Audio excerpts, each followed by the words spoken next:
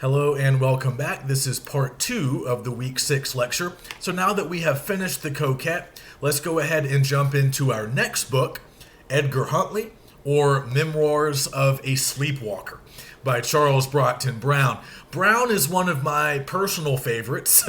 He's a weird guy, but also a very important figure in early American literary history. So I want to start this segment with a little bit of bio, just to give you a little bit of background on Brown, and then I want to talk about the Gothic romance genre.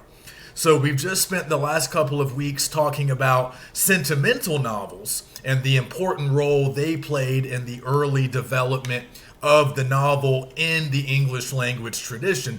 So now we're going to look at another important genre of the early novel. The Gothic romance, like sentimental novels, really kind of date back to the early to mid 18th century. They were popular in Europe. They came over to the early US and they became popular here. We've already seen a little bit of Gothic romance in Philip Freneau's poem, The House of Night. So if you guys remember that text from several weeks ago, we're going to see some similarities between what Freneau was doing in that poem and what Brown is doing in Edgar Huntley. You might remember that Freneau was mentioning in that poem specific geographical features of the U.S., but we also had this sort of dark and gloomy and mysterious atmosphere. There was political commentary. There was a lot going on in that poem. But you remember I pointed out that he mentioned things like the Chesapeake Bay and the Appalachian Mountains. He was trying to sort of mythologize and create a unique history that sort of surrounded uniquely U.S. places, uniquely U.S. things. And we saw him doing that in some of his other work as it pertained to Native Americans. Sort of, in the Indian Burying Ground, he's making the point that, hey, our ancient history is Native American history. Our mythology, a lot of our sort of early cultural touchstones might come from Native Americans and their culture and their history. And we talked about how that was kind of a cool stance to take in the late 18th century. And in House of Night, he's doing a similar thing, once again, sort of trying to invest a certain importance or a certain kind of history or majesty to American landmarks, uniquely American things. So we're going to keep seeing this process play out as authors in the U.S. adapt European genres, European styles, popular forms of novels as they adapt those to U.S. settings, U.S. subject matter, and a emerging sort of new U.S. literary marketplace. So Brown falls within this same framework. He's sort of importing the Gothic romance genre to U.S. shores. And in that process, interesting things happen. A few interesting changes take place in the genre as this kind of work gets done. So we'll talk a little bit more about that today and next week as well. But Brown plays a couple of different important roles. So he is one of the first noteworthy U.S. novelists. Not the first. He is sometimes called the father or grandfather of American literature. We've sort of backed off of that title a little bit. Other authors claim that title. We can talk more about some of that. But Brown comes along at a pivotal time in American literary history because we're still just starting out. There are popular novels in the 1790s. That's when Brown really becomes active as a writer. But he's sort of pushing the literary scene a little bit further forward. He was born in the early 1770s to a Quaker family in Philadelphia. He was sort of a sickly child, had plans to pursue the law. He was a very good student, very well educated, but he abandoned his legal studies to become a writer. Now, in the 1790s, there really wasn't yet a conception in this country of being a professional writer. We've talked about Susanna Rowson as maybe our first literary celebrity. She wrote the first bestseller in U.S. literary history, but she was not a full-time writer. She wore many hats. She ran schools for girls. She had her own theater troupe. She did other things. Writing was just one of the many things she did. And then we've talked about authors like Brackenridge. You know, writing was kind of a hobby for him. He was a lawyer and then later a judge. Now, we have people like Freneau and Brown who did things a little bit differently. They became sort of all-purpose men of letters. I would say Brown was a little more successful than Freneau, but they did similar things. When we say man of letters, and that is a gendered term, but again, in the 1790s, we can understand why. This is a term that sort of, we don't really use it anymore, but it was common in the 18th century. Back then, I mean, there were professional writers in England and in other European countries, but a lot of writers back then did a lot of different types of writing. You didn't necessarily have writers who were only novelists or writers who were only poets. That would be true in some cases, but a lot of authors would tackle different genres, different types of literature. They would do different types of writing. So a man of letters would have been somebody who maybe published some fiction, but also perhaps wrote essays or, short nonfiction pieces. Also, frequently, these types would work as editors. They would run their own magazines or literary journals. And that's very much what Brown did. Freneau was kind of on this path too, but most of his journals and magazines failed. Brown in the 1790s began not only to publish his own fiction, but he also began to publish magazines, various types of periodicals, where he would publish some of his own work, but he would also publish fiction and poetry from other American writers. Along with sort of short journalistic pieces. Brown himself wrote a lot of those, sort of like travel logs, or just accounts of various events or places that might be of interest to readers. So beginning in the 1790s, Brown's very active in the publishing scene. Not only is he writing his own stuff, but he's providing a forum, an avenue for other U.S. writers to have their work published and read. We were continuing to import a lot of our literature from overseas, but Brown is beginning, he's sort of at the sort of ground floor of this process of creating a national literary scene that would be a little distinct, a little different from what we saw in England or other parts of the British Isles or continental Europe. So, as a result of some of those early contributions, Brown is sometimes referred to as the father of American literary criticism. Because another thing he did in those journals is he published reviews of other works, other writers. So he's important in that regard. And he begins to publish a lot of his fiction at this important hinge point at the end of the 18th century and the very beginning of the 19th century. So again, he's not the first novelist in the U.S. And as we'll discover, he wasn't really that popular during his day. Like a lot of the people we study now, he's become more popular posthumously. We've sort of discovered him and done more with his work long after his death. But we look at him now, his contributions as an editor, publishing reviews, publishing other people's fiction, and then he comes along and begins to publish some important fiction of his own at this pivotal moment as we transition into a new century. So what we mostly read from him nowadays, Edgar Huntley, which was published in 1799. The year before that, Wieland, or The Transformation, another really creepy gothic sort of horror story, that was published. That was really his first noteworthy novel, but he was very productive in a relatively short period of time. He did Wieland, Edgar Huntley, and then Arthur Mervyn Another book that sometimes still gets taught. It was about a yellow fever epidemic in Philadelphia, kind of resonant today. It's very much about a pandemic and the chaos and sort of panic that ensues. All three of those books, which are considered really his best, they all came out in within a 2 or 3 year period. I believe Mervyn and Huntley were both published in 1799. Wieland was published in 1798, and he continues to publish additional titles in the year 1800, but around 1801, he abruptly stops writing fiction.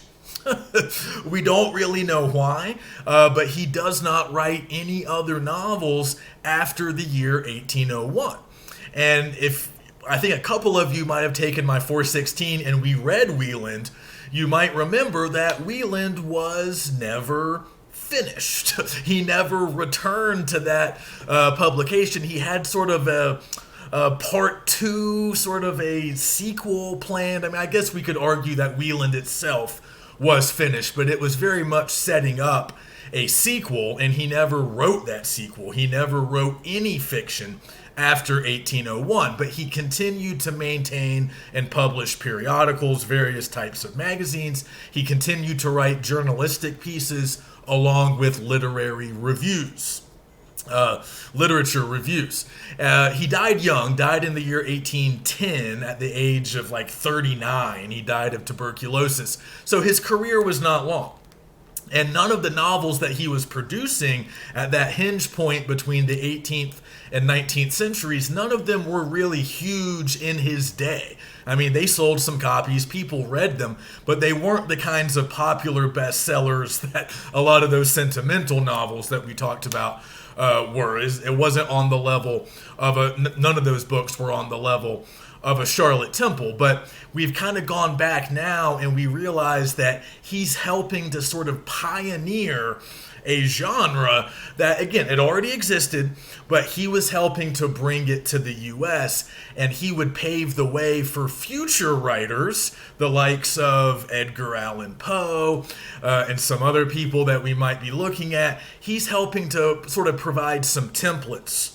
He's establishing some conventions that future writers will be able to use and follow, and oftentimes in the process produce more popular work, stuff that is remembered a little bit more and maybe read a little bit more. But like a lot of early American authors, Brown is important not because he's as popular as the writers who would come later, but because he makes it possible for those writers to come later. He's establishing some things that they would be able to build on in later decades.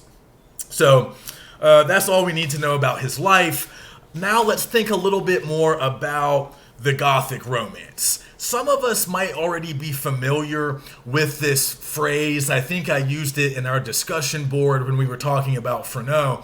And a lot of you kind of already know what Gothic style fiction looks like and sounds like. It's still very much with us. That's partly why I like Brown. It's why I think he still works today, even though he's old-fashioned and he can be a little bit difficult to get through at times. But again, a lot of our modern-day horror conventions, the stuff that we see in horror movies or sort of more popular horror fiction, a lot of that is getting established here in these early works of Gothic romance. So, okay, what is Gothic romance? Well, let's break it down and let's think about Gothic first, and then we can think a little bit more about the romance part. So, some of the typical sort of staples or features of Gothic style fiction, again, many of you are familiar with some of these. Superstitions, castles, ancestral curses, often a supernatural element, maybe ghosts, spirits, improbable plots. Oftentimes we will see doppelgangers or doubles. That's often a feature. There's usually some kind of battle between good and evil. That's true of a lot of different genres, but also an interest in psychological darkness and moral ambiguity. So again, our sort of typical perception of the Gothic, it usually involves a castle. Maybe it's a dark, stormy night. It's creepy. It's scary. There's a level of mystery involved. So a lot of this stuff has stayed with us.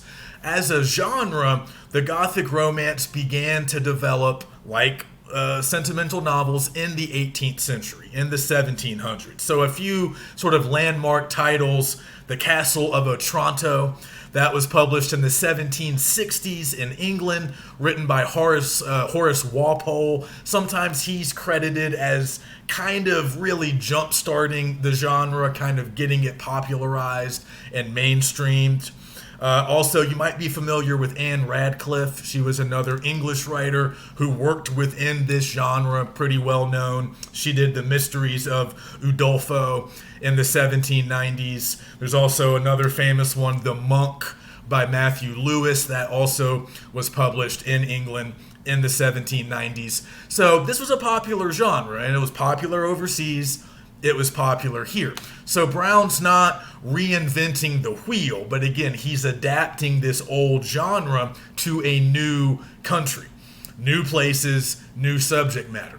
We could even classify Frankenstein by Mary Shelley as a work of Gothic romance. That was published in 1818, not too long after Edgar Huntley. So they all fall in sort of the same general category. But remember, we've talked a little bit about the romance. And again, we're not talking about, romantic comedies. We're talking about a sort of pre-modern, pre-novelistic type of fiction that didn't go away with the advent of novels. But I talked about this, I think, a few weeks ago. Romances kind of existed back in the Middle Ages and in the early modern period in Europe. They often featured, heroes going on quests, but not always. I mean, that was often a key trope, but generally romances would have just been, sort of fanciful stories. They involved, again, a lot of supernatural stuff, sometimes knights and damsels fighting dragons, goblins, whatever. So we had a supernatural element. We had a lot of sort of improbable events, marvelous or uncommon events. So if you guys remember when we were talking about referentiality in relation to the rise of the novel in the 1700s, I was saying that readers back then wouldn't have really known what to do with a realistic work of prose fiction. Because a lot of the prose fiction they were used to reading would have been more like older romances. It would have been clearly fiction. It would have been very fanciful, very out there. Whereas a lot of early novels, like The Coquette, they're fiction, but they seem a lot like reality. And like we talked about last week, that would have been a little strange to a lot of readers in the 18th century. So just keep that older definition of romance in mind. So improbable events, the supernatural, kind of a fanciful story, doesn't seem realistic. And now let's kind of put the Gothic on top of that, and we'll have a pretty good idea of what this genre is. So a couple of key concepts to keep in mind when we're thinking about the Gothic romance. A lot of them are working with these concepts, playing with them, using them in various ways. So I've already talked about the romance, the uncanny. Let's just think about that for a moment. I have it defined in the module. This is a psychological experience. It's when somebody experiences something as strangely familiar, not just mysterious. So it's something that shouldn't be familiar, but it is on some level, tapping into some kind of subconscious level of a character's psychology. So that might factor in here, and the next term will definitely factor into our understanding of Edgar Huntley, the sublime. I don't mean the popular 90s rock band. I mean the term as it would have been understood back then. So this is an idea that we still kind of have today. I don't know if it's commonly talked about, really. Some of you might have learned about it in previous classes, but it matters a lot at this point in time. When Edgar Huntley comes out, Brown is definitely working with this concept. So what we're talking about with the sublime is a quality of greatness. This could be physical greatness, intellectual greatness, metaphysical, aesthetic, spiritual, or artistic greatness. But the key thing to remember about this kind of greatness is that it is beyond calculation. It's really beyond human comprehension. It's a very specific kind of greatness. And because it's beyond our comprehension, because we can't really wrap our minds around it, we can't really measure it or fully understand it, as a result, it becomes a little bit frightening. That's the key thing to remember about the sublime. It inspires awe. You guys know that word, A-W-E. It's become kind of trivialized now, like we talk about the word awesome. We use that all the time. But really, if something is awe-inspiring, if something fills you with awe, that's a very specific emotion, and it's kind of a complex emotion because you are impressed. You're kind of overwhelmed, but there's an element of fear and perhaps mystery at work. And that's very much what the sublime is tapping into. So yes, there's this greatness that you can appreciate, but it also fills you with a certain fear. It's overwhelming in many ways, and it might fill you with a certain amount of terror. So an 18th century philosopher named Edmund Burke wrote a lot about the sublime. We don't need to know much about him, but he claims that, especially when it appears in art, like literature or visual art, he says the sublime can often create this feeling of terror, can kind of overwhelm an audience member, but it's also at the same time pleasurable. And again, I think we understand this kind of intuitively because, again, I think it's at least similar. It might not be the same, but it's similar to going to a horror movie. And we like to be scared. We like to jump. I mean, perhaps not all of us. I know some people don't like this, but a lot of Americans like horror movies. We like to be startled. We like to be sort of, freaked out. We like to jump out of our seat. We like that feeling of suspense, even though it can be a little bit uncomfortable, like physically. And some of those movies can actually make us kind of physically uncomfortable, fills us with fear, but that's also a pleasurable experience. So that's kind of what we're talking about here. There's something inherently pleasurable in the kind of fear, that kind of overwhelmed sensation that we get.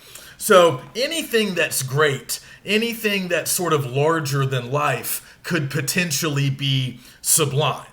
And again, there's always sort of this level of mystery. Like we don't quite understand it. We can't calculate it or measure it or imitate it. And I think we know that when humans are confronted with things like that, they often do frighten us. If we can't understand something, if it's an object of mystery, if it seems greater than us or beyond us in some way, that can often fill us with a sort of fear. So that's kind of what's at work here with a lot of Gothic romance. And if you guys are familiar with the Romantic poets of the early 19th century in England, we won't get too far into these guys, but they write a lot about this concept. They're very interested in the sublime as well. Some of you might know William Wordsworth, a very popular Romantic poet of that era. A lot of these guys found the sublime in nature. And I want you to hang on to that thought because that will also be the case with Brown. So a lot of them would find, sort of spectacular, like landmarks, like big mountains or the ocean or just certain natural phenomenon that sort of struck them as sublime. And Wordsworth wrote about it. I have a quote from him. He says that with the sublime, the mind is trying to grasp at something towards which it can make approaches, but it is incapable of fully attaining that sort of ineffable thing, right? Your mind just can't quite grasp it. And he often found that in nature because nature is not man-made. Nature is not like us. We don't fully understand nature. Nature doesn't always care about us. Nature is sort of bigger than us, stronger than us, more eternal. So for him, the sublime often appeared in nature on those walks that he liked to take out in the woods. So we're going to see that in Edgar Huntley as well. So just to give you a little bit of background on the book itself, I know we're probably not too far along. Maybe some of us are, but we had to finish the Coquette this week. So we're kind of, we have double duty here. So it's okay if you're not very far in Huntley. We'll cover most of the plot and most of the key sort of Gothic romance devices. We'll cover a lot of those next week. But for now, you might want to think about this book a little bit as one of our first murder mysteries in U.S. literature. It doesn't always play out like a mystery the way we might think of mysteries, but it very much is one. It's very much a whodunit. We start with a murder, and our narrator is trying to solve it. So Edgar Huntley is our protagonist here. Obviously, he's our main character, and he's trying to figure out who killed his friend Waldegrave. So his friend has been murdered under this elm tree. They're sort of in rural Pennsylvania here, but keep in mind that they are close, relatively close to Philadelphia, a major city. But there's a really interesting sort of rural-urban dynamic that's going on here. We feel like we're isolated. We're sort of in this rural farming community that nowadays, if you go to this area, it's just, this is just Philadelphia. It's a suburb of the city. But back then, we're still an agrarian nation. Philadelphia is a pretty cosmopolitan place, but it doesn't take long to get outside the city. And once you're outside the city, you're in the country. You're in a much more rural environment. And we're going to see the fear and danger that kind of lurks in that rural environment, at least in this vision of Brown's. So again, Brown's from Philadelphia. He was an urbanite. Like, he wasn't a hardy outdoorsman, He was a sickly guy. He spent most of his time indoors, writing, editing. He had health problems his whole life, but he knows this area. He knows the surroundings. He knows a little bit about life outside of the city. So we need to keep in mind where we are geographically. We need to remember the importance of setting here. And we'll talk a little bit more about one particular setting that has an outsized importance in this novel. But so, we get this quote early on that Waldegrave has been murdered in the midst of a private road on the verge of Norwalk near the habitation of Inglefield, but 3 miles distant from this is Edgar, from my uncle's house. So there's this sense of isolation out here, a sense of lawlessness, even though we're not far from Philadelphia. We're not far from a major city. We see Native Americans in this area, and we see this ongoing attempt by the white settlers to sort of tame or, in their minds, civilize this area. This is the process of the frontier becoming settled. And this is a process that we've already talked about, at least in passing, with some of our earlier texts. And as I've said, I think I was talking about Benjamin Church a little bit when we were discussing Bradstreet, and we were talking about Puritan literature and how Church was sort of the first, really the first guy to write about this sort of frontier experience. He was a Puritan settler who lived amongst Native Americans, later fought on the side of the English in King Philip's War.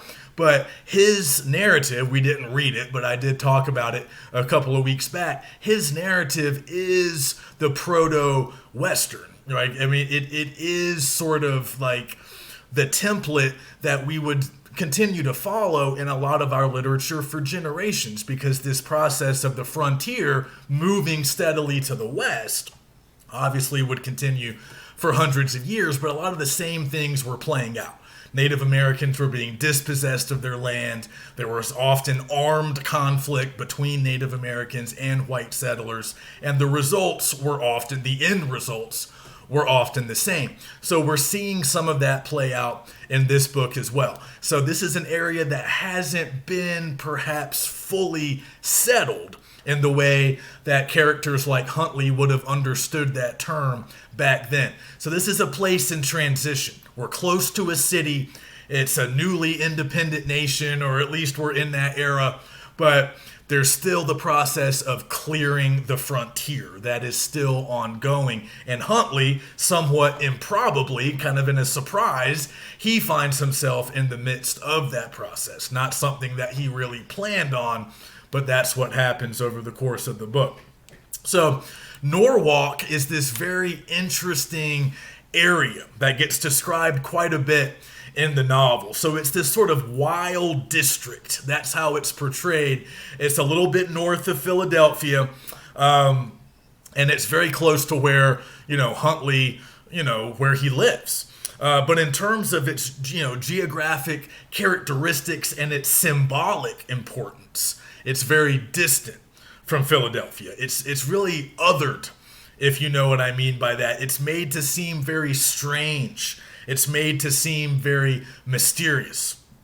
And I would actually encourage you guys to maybe punch in Norwalk into Google. You can actually find some pictures if you use some of the landmarks that you'll see in the book. There really are a lot of limestone caves in that general area.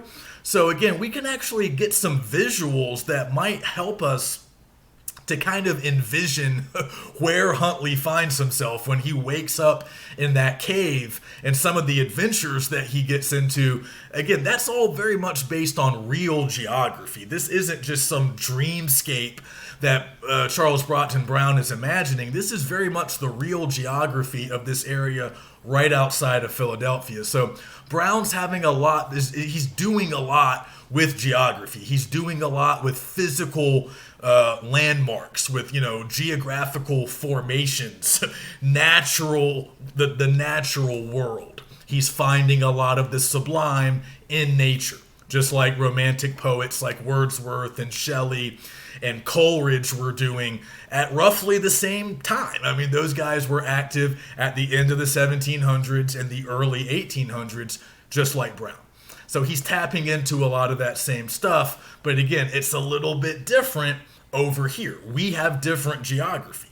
We have a very new, but still interesting sort of national identity. We have our own history, our own mythology. So Brown's doing some of this important work that a lot of American writers are doing, at least the ones that we read in this class. So he begins to follow Clitheroe, this mysterious Irishman, and he kind of suspects that Clitheroe might be the murderer because he sees him digging a hole underneath that same tree where we think Waldegrave was murdered. So he begins to follow Clitheroe, and that's when he ends up in Norwalk. He's following Clitheroe into all of these really sort of out-of-the-way, remote locations. And again, there's a lot of mystery here. It might seem a little bit familiar. It might hit some, ring some bells or hit some notes that we recognize in contemporary horror fiction or contemporary murder mysteries. Brown's style is a little bit old-fashioned, as I mentioned. So we do have to wrestle with his style a little bit, with his diction, the way he arranges his ideas, his syntax, his sentence structure. He's very ornate in a lot of ways. Like a lot of educated people of that period, he knew Latin, so he kind of has a somewhat Latinized diction, which doesn't always strike us as very modern, and it can sometimes be a little bit difficult to get through. He has some really bizarre constructions and some really strange ways of expressing certain words or ideas. So for him, instead of just saying home, I just found a couple of examples of his language here. Instead of just saying home, Brown might be more inclined to say terrestrial habitations, right? So using a much more flowery, sort of less efficient manner of expression, but that's just kind of his style, and that would have been somewhat characteristic of the style of the period. But for him, falling in love becomes he could not escape the amorous contagion. That's a very Brown sentence, and it's weird, right? Because he's using a lot more words than it seems like he needs to, and that's a rather strange way to describe love, to call it the amorous contagion. But if you read enough Brown, and I think that actually comes from Wieland, his other well-known Gothic romance, if you read a lot of Brown, you'll notice that often he's not just using ornate, flowery language for the heck of it, and sometimes it seems like he's being a little vague. There might be a certain level of ambiguity in his prose, but that's not necessarily a mistake. And that's not just a defect in his style, although some people do perceive it that way. I think it's kind of by design. Brown wants us to feel a little bit dislocated, a little bit lost, at times a little bit puzzled, a little bit confused. We're being plunged into the wilderness at times. We don't always have the answers because Huntley himself often does not have the answers. Huntley himself is often confused and a bit flummoxed as to what's going on. And he seems to be having experiences that he can't really account for. We might not immediately be able to account for. And even some of the phrasing that Brown uses, it has a meaning. It has a significance that goes beyond just, old-fashioned style. Amorous contagion tells us something about what the character is feeling. It's love, yes, but it's like a disease. It's like the character is suffering from a disease, and that might matter. That might become an important thing as the plot develops and as we learn more about the character. But that's from a different book, I think. But here we're going to see similar language, but I think you guys will get used to it. It does take a little while to adjust, but once you get comfortable with his language and get comfortable with the roundabout way that he often has of expressing himself, I think you'll find that the plot actually moves along pretty crisply, at least at times. But Brown does like an extended flashback, and we will eventually have to travel back to go overseas with Clitheroe and kind of follow his adventures and get his backstory. And he's an interesting character. I think our perception of him will change quite a bit over the course of the book. So we'll talk more about Clitheroe next week. We'll talk more about Huntley. There aren't a lot of other really compelling characters here, but we can talk about Queen Mab. We can talk about the Native American presence in this book, which I think is very important, very interesting. Brown does not necessarily write about Native Americans in a super sympathetic way, I don't think. He typically portrays them as kind of barbaric and dangerous and violent. But in the Queen Mab character, we'll talk about her next week, and I think there's some complexity there. And Brown is interested in what's sort of happening on the frontier. The Native Americans being pushed out, white settlers coming in with increasing numbers. He's interested in that. We'll have to decide what he's saying about that as we read on. But another thing to remember about this book is it's an epistolary novel, just like The Coquette. So it consists of letters, and at the beginning we have a very long letter written by Huntley addressed to his sister. But later on we're going to see additional letters. So we are sticking with that epistolary form that we saw with The Coquette. So keep that in mind. That's weird. We'll have to deal with that. And just look for any of these Gothic romance conventions that we've talked about. One thing you'll notice is that once the genre comes over to the U.S., we don't have castles. We don't have ancestral curses affecting royal or noble families. That was a big trope in the works of Walpole or Radcliffe. A lot of the popular Gothic romances in England would have featured that stuff, but we didn't have nobility. We didn't have ancestral curses in the same way. We're a new society. We're a new country. So we don't have a lot of those features of European societies that sort of got worked into the Gothic romance genre. So notice how Brown is adapting the genre to U.S. settings. Instead of castles, we have Norwalk, right? Instead of the dark and gloomy night in the old medieval castle owned by some noble line of family, we're out in the woods. We're near Philadelphia. We're in caves. We're fighting with Native Americans. This is the American Gothic. No castles, no nobility, but we do have a lot of scary, mysterious geography. At least it seems scary to Huntley and Brown. We had a Native American conflict that was ongoing that could be a source of terror and in some cases mystery.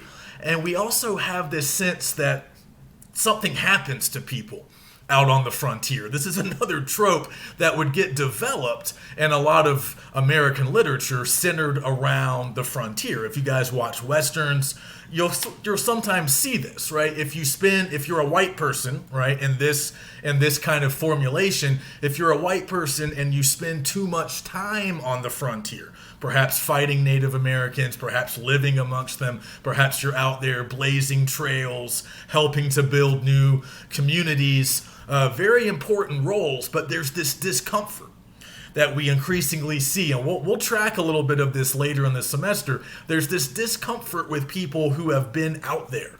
It's almost like it's hard for them to be incorporated back into normal, polite U.S. Anglo society. A little bit of that's happening too. Look at the change that occurs in Huntley. Think about the way Huntley is presented early in the novel, and then look at all the crazy stuff that he starts to do, all the adventures that he starts to have. He changes. His character changes. He becomes a bit of a frontiersman. He becomes a little bit dangerous. He becomes quite violent.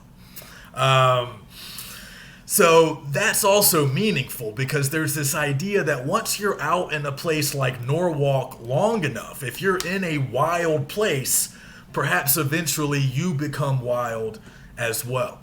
So there's a lot of stuff to sift through, and we'll be a little more comprehensive next week. So again, we'll talk about the frontier elements. We'll continue to talk about the Gothic romance. Let's talk about Huntley, Clitheroe. We can try to navigate the plot. It's a complicated plot. A lot happens. I'm sure you guys can follow it. But again, we have improbable events. We have the possibility of the supernatural. We might see some doubling. We might see that doppelganger that often appears in Gothic romance, and we are definitely going to see that interest in psychological darkness and moral ambiguity. And again, those are common features of the frontier. And those lines between right and wrong, civilized and uncivilized, they become blurred as the book goes on. And this battle between good and evil, that's very much a part of it as well. So get as far as you can this week, and then we'll try to finish Edgar Huntley next week. So I'll see you then. Let me know if you guys have any questions or if you have any concerns. I haven't heard from a lot of you. Most of you are doing fine, but if you want to talk, if you have anything on your mind, I'm always available.